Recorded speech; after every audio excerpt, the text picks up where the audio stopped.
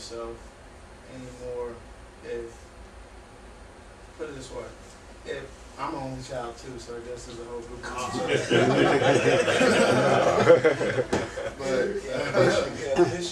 but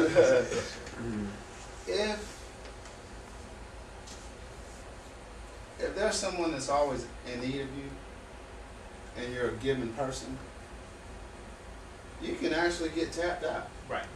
You know? And so my thing is, I try not to connect myself with people that are so needy, because you can just get so used up.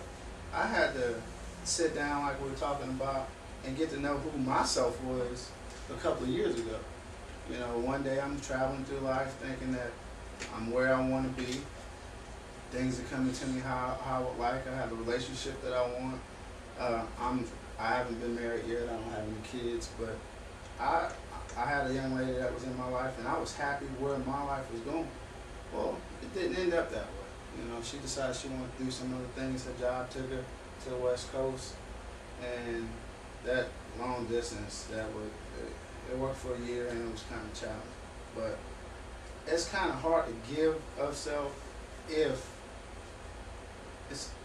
you're not this whole person that we're talking about. I agree with what's your name? Lafayette. Yeah, Lafayette. Yeah, my mom lives down the street. But I agree with Lafayette by the fact that I think it is elusive, because that's when I start realizing who I was during this rough time in my life.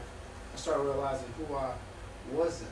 Right. And then I started realizing that made me realize who I was.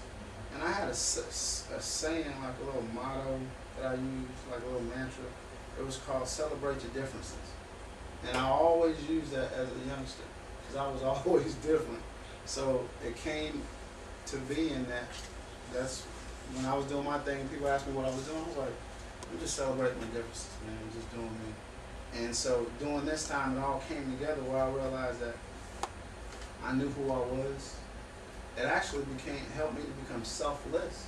I became more considerate during this time, because everything started coming together. And it's ironic that I'm reading this book, because when I picked this book up, I didn't know what it was about. And this here, hand in hand with, like the gentleman right here was saying with the word, it kind of helps you to start thinking about the application of the spiritual, the Bible, and start helping you to get rid of self.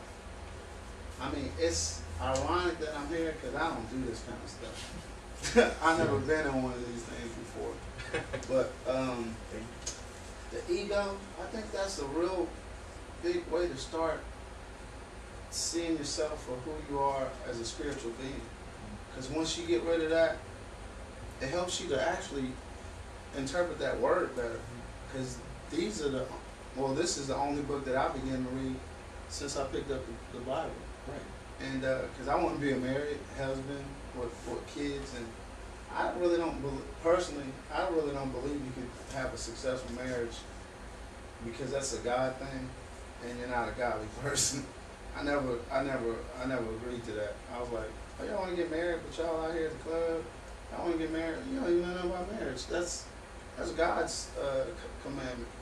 And you're a godless person, or not